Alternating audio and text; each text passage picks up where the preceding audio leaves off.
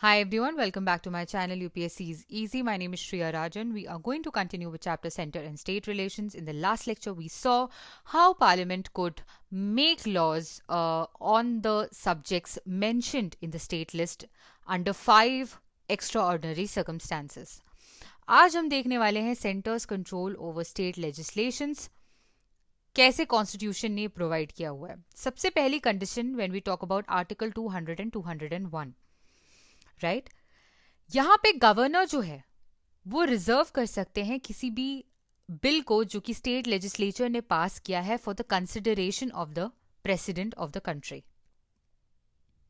और यहां पे आपको नोटिस करना है कि under such a condition president has absolute veto. This is the first case. Second case is if there is a state bill. एक स्टेट बिल है जो कि इम्पोज कर रहा है restrictions on what, on trade, commerce and intercourse. एक state bill है जो कि इम्पोज कर रहा है restriction on trade, commerce and intercourse. Either it is with that state or within that state, right. With that state or within that state. ऐसा कोई भी जो बिल है जो ऐसा रिस्ट्रिक्शन इम्पोज कर रहा हो, उसे स्टेट लेजिस्लेचर में इंट्रोड्यूस करने के पहले आपको प्रेसिडेंट के सैंक्शंस की रिक्वायरमेंट होती है. So previous sanction of president is required for such a bill to be introduced in the state legislature. This is Article 304. Is that clear? Then there is another condition. The center can direct states to reserve money bill.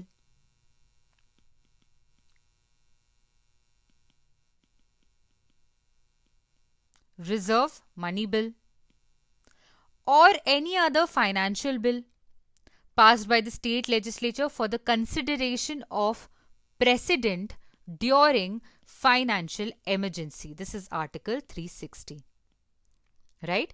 Center can direct states to reserve money bill or any other financial bill for the consideration of who? The president. Under what? Under financial emergency. This is Article 360. Right? Another case is governor cannot make an ordinance without the instructions from the president in certain cases. कुछ certain cases में Article 213 में है ये mentioned. कुछ certain cases में जो governor है, he cannot make ordinances without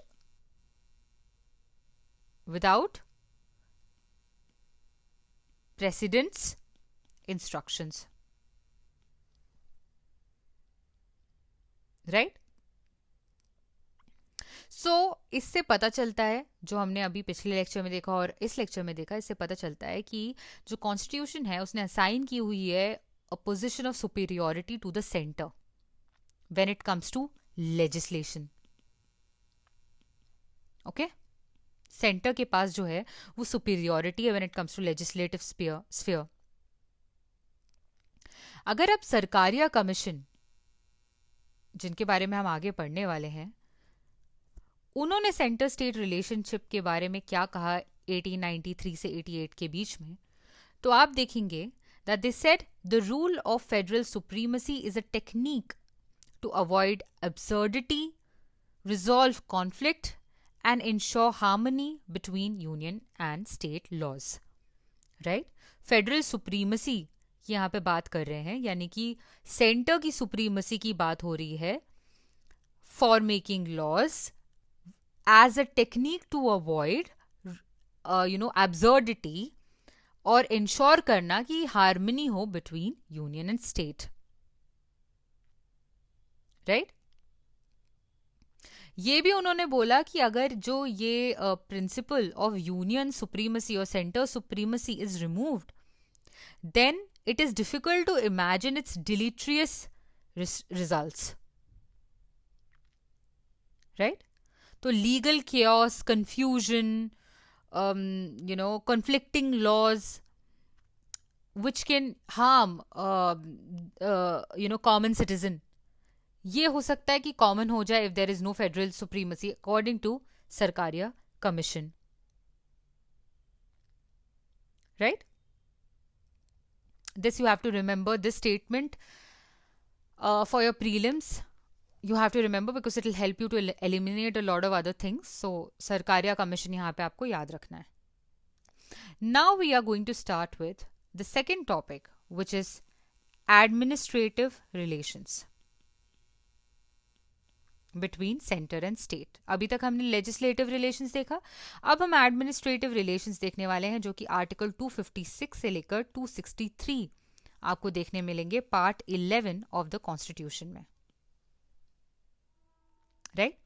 before we get into the constitutional part of it, constitutional part काफी लंबा है इसलिए अभी हम कॉन्स्टिट्यूशनल पार्ट नहीं देखते हैं, हम देखते हैं एक्स्ट्रा कॉन्स्टिट्यूशनल डिवाइसेस पहले.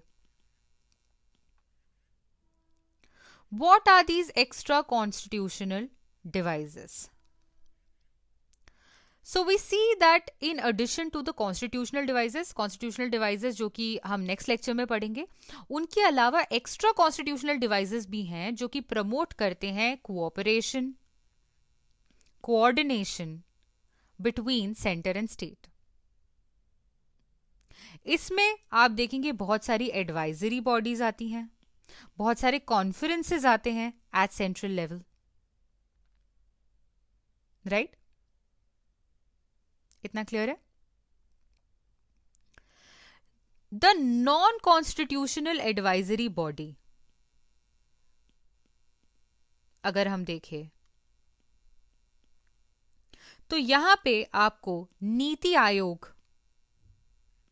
जो कि एक थिंक टैंक है, राइट, जिसने किसको सक्सीड किया ये भी आपको पता होना चाहिए, प्लानिंग कमीशन को जिसने सक्सीड किया है, राइट. इसके अलावा national integration council, right, central council for health and family welfare,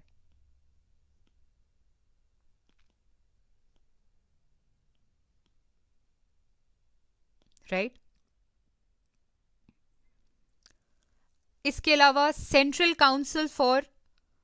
council of local government and zonal councils and what north eastern councils, very important because this was asked in your prelims. Central council for Indian medicine, homeopathy, Transport Development Councils and UGC and so on and on and on. They also assure that there is cooperation and coordination between center and state. If you talk about conferences, तो ऐसे कौन से conferences हैं जो ये assure करते हैं? Of course ये annually भी हो सकते हैं या otherwise भी हो सकते हैं, right? Like the Governors Council. Governors conference. ये जो गवर्नर्स कॉन्फ्रेंस है इसको प्रिसाइड कौन करते हैं? President, right. Then you have chief ministers conference that is presided over by the PM. Then you have chief secretaries conference which is presided over by cabinet secretary, right. And other obviously conferences like the home ministers conference is presided over by the central home minister. The law ministers conference is presided over by central law minister. Then you have conferences of vice chancellors, chief justices conference presided over by CJI of the country and etc, right.